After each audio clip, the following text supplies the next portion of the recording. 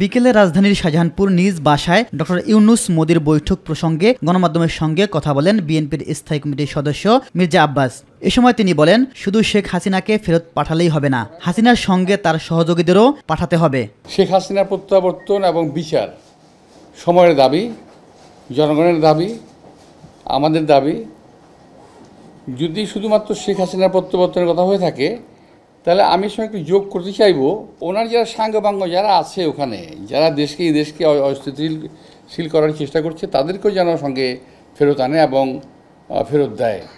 এবং ভারতের উচিত শেখ হাসিনাকে অবিলম্বে ফেরত দেওয়া এবং এদেশে এমনি পাঠিয়ে দেওয়া, তাকে ফেরত দেওয়া তো না, পাঠিয়ে দেওয়া, যাতে তার বিচারটা হয়। এদিকে মানিক মিয়া এভিনিউতে স্বাধীনতা কনসার্ট ভেন্যু পরিদর্শন করে কথা বলেন আহ্বায়ক। আমরা দলগত দিক থেকে কিন্তু এটা বিবেচনায় নিচ্ছি না, আমরা নিচ্ছি বাংলাদেশ হিসাবে বিবেচনায় নিয়েছি। এই বাংলাদেশের সকলকেই আগামী দিনে দেশপ্রেমে উদ্বুদ্ধ হয়ে দেশের পক্ষে কাজ করতে হবে, কারো ব্যক্তির পক্ষে যাতে কেউ কাজ না করে, সেই জন্যই কিন্তু আমাদের এই উদ্যোগ। ইলিয়াস মাতবর, মাই টিভি, ঢাকা।